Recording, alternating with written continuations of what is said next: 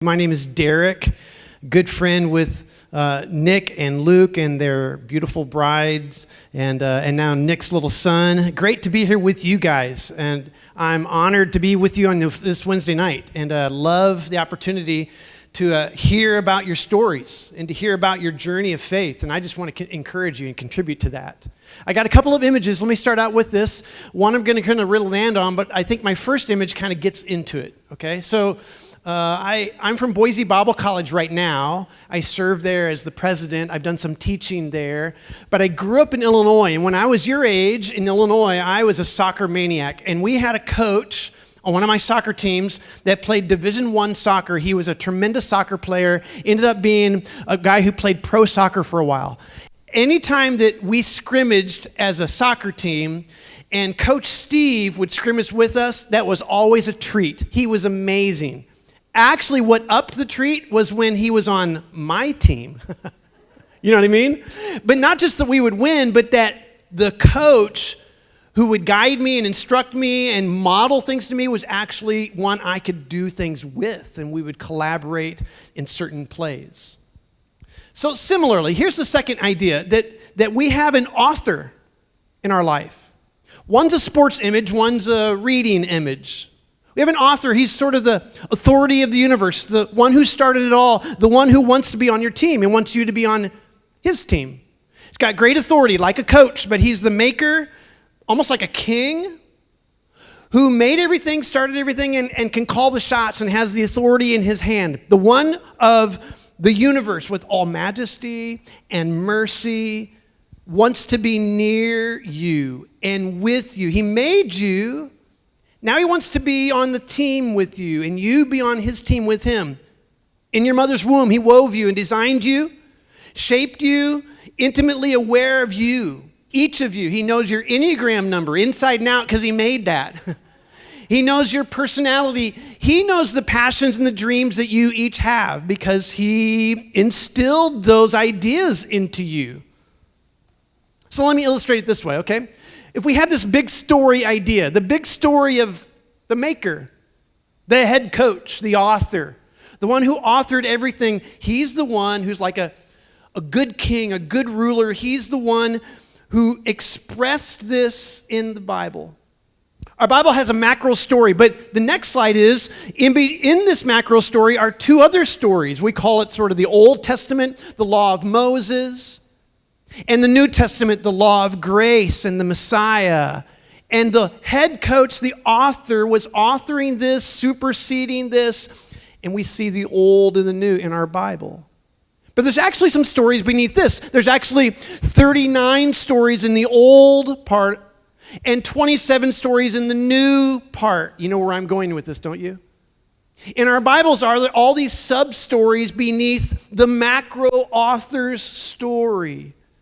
But even inside these stories are a few other stories. We have some people within these 39 stories and 27 stories, a whole list of people who have their own life story that have the opportunity to either accept the macro author story or to reject the macro author story, the king of the universe. And we see that throughout the Bible, some good and some bad stories, right? Inside that, there's one more layer here.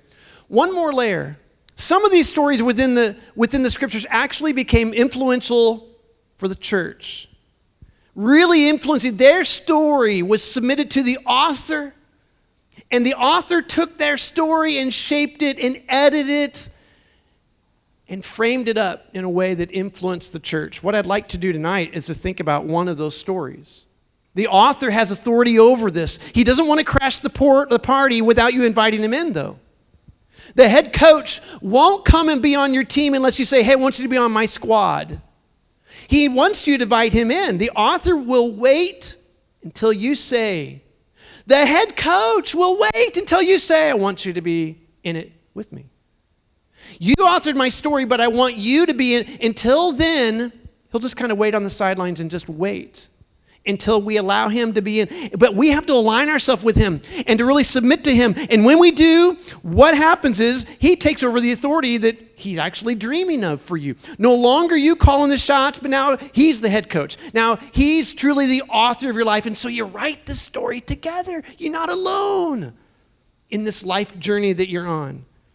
And when the author of the big story, when the head coach is allowed to be part of your life, we won't only be changed, but we won't be able to contain inside what happens. We will want to get it out. We'll want to share about the treasure that we just encountered and found in the author. Here's one of those stories. The story is the life of Paul from Acts 21 and 22. He wanted to tell how Jesus changed his life in these couple of chapters. Really significant time here. Now, you got to know this about Paul. Paul was once a Jew from the Old Testament. He believed everything about the Old Testament side of the Bible. And what he discovered is a rules-keeping faith in God.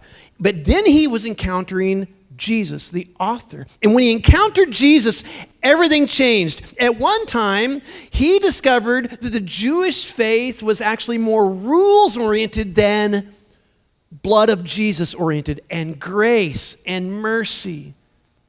And he tells that encounter, and he tells that story about how no longer is it based on his effort to write the story of his life, but now it's based on the work of Christ at the cross and the empty tomb. And that work edits his life story. So here it is from Acts 21. I'm just going to kind of retell it for you, all right? As a good Jew, devout Jew, he now becomes a Christian, and he begins to speak about Jesus and kind of revealing some of the weaknesses in the Jewish part. Like, it's all about rules, and it's all about making sure that you're right by what you do. And one day he was in Jerusalem, and some of his fellow Jews noticed him in Jerusalem, and they created a ruckus. They said, there he is. There's the guy who's speaking against us. And man, they created a big stir in the city, kind of created a bit of a lie. Because Paul was walking with a man who was not a Jew. And his old Jewish friend said, well, they must have gone to the temple. That's where Paul was heading, and he must have taken that non-Jew. He broke a rule. A rule. Well, that's not what happened, but they accused that of Paul. The city was in an uproar in Jerusalem because of what they were accusing of Paul. And such an uproar happened that they dragged Paul, they kind of started to beat up on Paul, and they actually shut the doors of the temple because they didn't want Paul to get inside the temple and claim Jewish sanctuary. So they shut the doors, they got him outside the temple, they're kind of beating him up a little bit, and the word gets to the tribune, the Roman tribune of Jerusalem. He is the captain of about 600 Roman soldiers in Jerusalem. Word gets to the tribune that there's a riot, and the whole city is in a boiling point, and he acts swiftly. He gets a couple hundred centurions, they go down to where they're kind of beating up Paul, and when the crowd saw, here comes the tribune with some centurions, they stopped beating him up. The captain came up and put Paul under arrest, assuming that he was the starter of that. He was the instigator. And he first ordered him to be handcuffed, and then the tribune asked the crowd, who is this guy really? And man, he got all sorts of noise from over here, and he couldn't decide what it was. And so much muddled noise, he couldn't discern what it was. And an uproar continued such that the tribune thought, we need to make sure this guy's life is safe. And so they took Paul to the military barracks just outside the temple while the crowd was saying, kill him, kill him. They get to the barracks, and Paul says to the tribune, to the captain, he said, can I say something to you? And the tribune's kind of taken back. He says, you speak Greek? I thought you were the Egyptian that created an uproar a few weeks ago and went outside the city with about 4,000 thugs. See, the tribune thought he knew who this guy was. And Paul goes, oh, bro, that's not me. I'm a Jew from a town named Tarsus, not too far from here. It's a prestigious town. You've heard of it. And he says, could I speak to the crowd? And the tribune says, well, sure. So standing on the barrack steps right near the temple, Paul turns and he holds up his arms like a good Jewish rabbi, like a teacher, and a hush fell over the crowd, and he began to speak to them in Hebrew, their language. He talked to his people the way they knew they could hear him. Brothers and fathers, he said, listen carefully to what I have to say about you, about things, before you jump to conclusions about me. And when they heard he was speaking in Hebrew, boy, did they bend their ear. They wanted to hear what he was going to say. So here's the story. We're in Acts 22. Let me just continue to rehearse it for you. Real fast. The author of the story of Paul's life gave Paul breath and let Paul make some decisions on his own. Paul thought, by doing all the rules of the old, that he was pleasing God when some guy named Jesus came on the scene and a bunch of people started following Jesus, and he decided to arrest and even kill some of those Jesus followers. Paul thought that was pleasing to God. Jesus really allowed Paul to kind of run on a human mission that was a failure. And here's how Paul tells the story to this crowd in Jerusalem. He continues, I was a good Jew. I was a man born in Tarsus. I was taught under the exact eye of Rabbi Gamaliel, which everybody knew. Everybody wanted to be a student of Gamaliel. You know him, all the religious functions that Gamaliel taught me. You can ask anybody in the city. They all knew who I am. I went out after the people of Jesus. And I went out after them with all of my might, believing God was blessing me, and I was ready to arrest them and even to kill them. And I rounded up men and women left and right, throw them in prison. You can ask the chief priests, he says. You can ask the religious leaders. They can all verify about this. One day, Paul says, this huge crowd is listening to him. One day I went off to Damascus, another town, and I had papers in my hand from the chief priests and the Jewish leaders to go arrest anyone that followed Jesus. I had all the authority to arrest them and to bring them back to Jerusalem. Okay, let me time out. I'm going to do this 4 times in Paul's story. Here's the first time out. Here's the first point. One thought about Paul's life-changing story is that Jesus allowed him to be a bit foolish. Jesus allowed him to be a bit of a fool. Jesus is the author, and he lets Paul kind of just step into making dumb choice after dumb choice. Jesus is his maker, but as the maker, he's going to let his people kind of run their own course for a while if they so choose. Paul thought he was serving God, but he ended up opposing God. Let me ask you a question.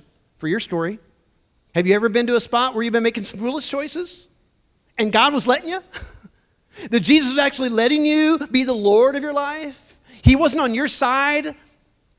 You weren't allowing him to speak, and have you been there? Sometimes Jesus does that, some foolish decisions, and he sure is patient with us, isn't he? Okay, time in. I'm going to pick up the story. Paul says that I made it to the city of Damascus about noon, high noon. The sun was really bright. And all of a sudden, in high noon, this brighter light of the sun came blazing out of the sky, and it blinded me, and I fell to the ground, and I was dazed. I was confused. I didn't know my bearings, and I heard a voice. Saul, that was his name before. Saul, why are you out to get me? Paul knew it was a voice of authority, and so he asks, who are you? Master? Are you the authority? Are you the boss? Who are you? And the voice said, I am Jesus, who you are hunting down. Paul was hunting down followers of Jesus, and here is the leader of the group saying, I'm the one you're hunting. Paul adds that his companions, they saw the light, but they couldn't hear the voice. It was just a conversation between Jesus and Paul. And then I said, whoa, what do I do now, Lord? And Jesus said, well, get up, go into the town of Damascus, and there I'll tell you about the plans I have set for you. And so we went to Damascus, no longer with those authoritative papers in my hand to arrest Christians, but now, blind as a bat, my friend's kind of leading me in there, had a whole different plan ahead of me. Okay, second timeout. Timeout number 2 about Paul's story. Here's another thought. Jesus confronted Paul until Paul gave in and surrendered. Jesus confronted Paul face to face.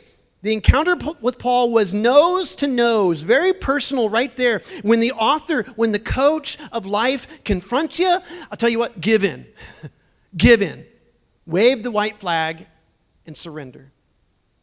How about you in your story? Where were you? What was going on? How did you react when he confronted you first time? Where was it? Do you remember that? When you first became aware that was the Lord in that personal encounter, where were you? What was going on? He confronts sometimes until we give in and pursues us. Okay, time in. Let's continue the story. Paul says to the crowd in Jerusalem that day, I made it into Damascus, and I met a man named Ananias. Ananias he had a sterling reputation. He was a pure Jew. He kept all the rules, but now he's a Christian. Everybody in Damascus knew about Ananias, but now he is a Christ follower, and he came and he put his arms on my shoulders, Paul says, and he said this, look up. And Paul says, I looked up, and I found myself looking right into the eyes of Ananias, and I could see immediately. I was blind, but now I could see. Now get this. Notice this. Notice Ananias' faith. Here he is. Jesus says, Ananias, I want you to go put your hands on the shoulder of that Christian killer and get right into his face and say these words. And Ananias does it. He has a fearless faith in Jesus, because this Paul previously could have done some harm to Ananias, but Ananias knows who the author is, who the authority is, the big story, the maker, and so he goes fearlessly. And then Paul says, Ananias said this to me.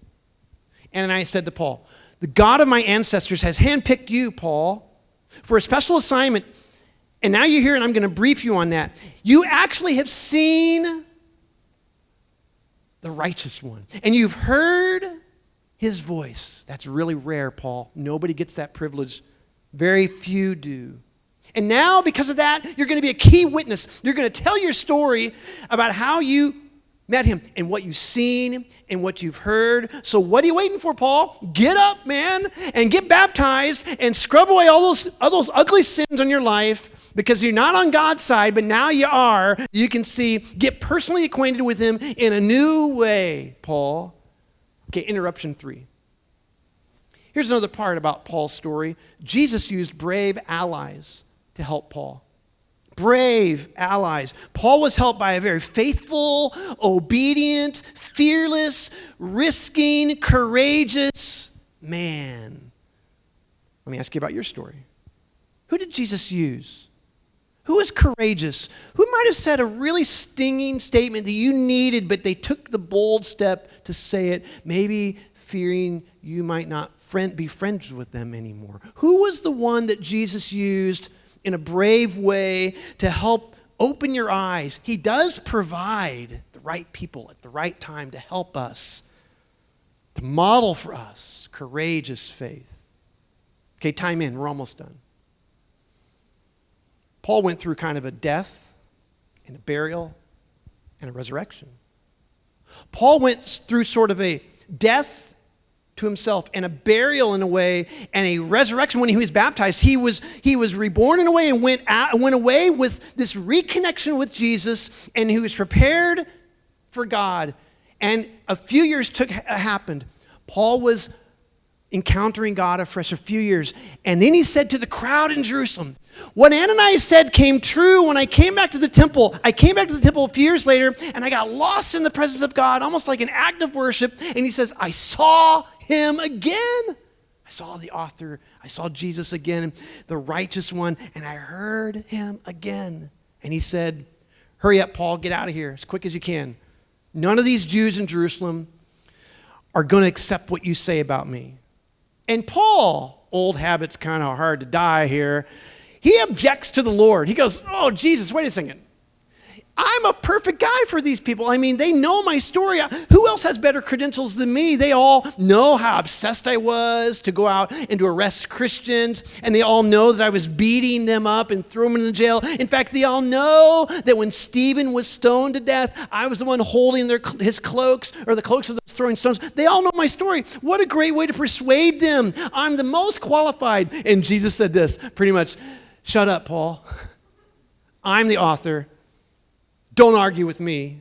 And this, he gives him an assignment. Go, Paul. Go. I am sending you to people who have never heard of me. The Jews had heard about a Messiah. They had heard things about God. I'm going to send you to people who have no knowledge of me being the maker of the universe. Here's the last thought. Jesus assigned a mission goal for Paul. A mission goal. He assigned a certain step for Paul to take, defining the contribution that Paul would make and working to pull him in and to compel him and to direct him where Jesus knew he would best make a contribution for the mission of the author of the coach. Just a side note, at Boise Bible College, this is what we do. We equip you when you have this encountering call for ministry and mission work. We're a privileged college to be able to equip you and prepare you for the living out your story for the mission of Jesus. As you meet with Jesus, as you meet daily with him, as you pray like a conversation with a friend every day, as you're in the scriptures daily with him, as you're praying and talking to Jesus, the Spirit of God, the Spirit of the author, the Holy Spirit will guide you in discerning your part in his kingdom mission, in his story. Okay, back to that story slide. I've got one more layer to add in here. One more layer at the very bottom. At the very bottom is where we find my place, your place. My story is discovered only when it's associated with those who have influenced the church, those who are attached to apostolic authority like Paul, all the way to the story. When I see my place in the larger story, then I have value. Then I understand it. When I align my story to his story, then it all makes more sense. But we tend to get it backwards. We want Jesus to align with my story. Come into my heart, Jesus. There's some truth to that, but there's an element that maybe I need to get into his heart. I need to surrender to his story and let him then author and edit my life story as I get beneath his macro story, and he then becomes the authority. His hands writing my life. His hands on me. His hands writing my life story. He's near us and he's shaping us. The God of the universe influences your story when you yield your story to him, and he shapes it and he molds it. God's inviting you into his story, his purpose. He's got a perfect part for you to play. And the beautiful part is when you find your story in his story, it's so meaningful. It's so satisfying. His story, he's enough.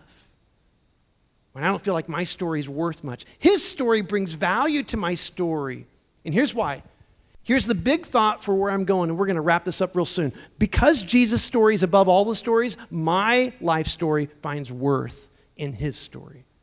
Because Jesus' story is the large story above all stories in the Bible and here in this room. And when I place myself beneath his authority, his authoring, his head coaching, then I find the value of my story and it finds worth. So let's rehearse Paul's story and apply a few things. Go to these slides, kind of, Jacob, rather quickly here. So taking Paul's testimony, rehearse your story with these 4 points. Here we go. Jesus allows us to make foolish choices sometimes. Secondly, Jesus confronts us to see our surrender. Will we yield to him? Thirdly, in light of Paul's story, Jesus provides brave guides as we pivot, as we begin to pivot towards him and surrender. He provides some guides. And lastly, Jesus' mission takes hold of my life like it did Paul. Jesus' mission takes hold of my life when I go through those steps. Why? Because Jesus' story is above all stories, including yours. And when I realize that I'm within his story, then my life finds value. And my life finds worth and meaning. You know, the best stories are real stories. I mean, the stories that you allow to be kind of raw. You don't Photoshop them. You don't airbrush them to make sure that the people hearing your story kind of like, wow. No, you just tell it the way it is. It's ugly sometimes, and it's broken sometimes. The gospel story will have 3 elements to it: a death element, a burial element, and a resurrection element. Your story wasn't meant to be buried. It's meant to be raised to life. And that's what Jesus did when he died and rose, so that your story would have breath in it, living proof of what the mercy of Jesus and the blood of Jesus can do when it's placed beneath his story. And it's okay. Maybe you're trying to figure out how to tell your life story a little bit. It's okay if you kind of struggle to connect some of the things of your real story, because some of it can be really challenging or painful. And Jesus came to kind of turn it all upside down, and that can be kind of vulnerable. You might feel like you're kind of transparent a little bit, but he made you new. So in telling your story, I'd encourage you to overcome the temptation to leave out the parts that might be a little shameful. Because in our weakness, in our most shameful moments, those are the most glorifying moments that highlight his grace and his mercy and his majesty and his blood and the power to edit that. So don't be ashamed to include that. It can be revolutionary if you'll let Jesus' gospel get into every corner of the pages of your life story, in every line of the pages of your story, and tell the whole story. And you tell it. You're alive to tell his story by illustrating it with your story. So tell your story just the way it is. When it's beneath the story, you tell it the way it is, and God will use it.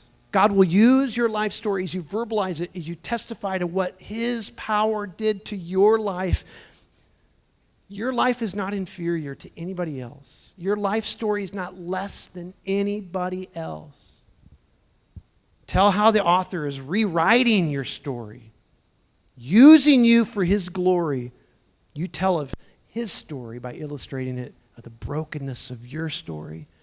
And just watch friends consider meeting the author, the head coach. You just watch.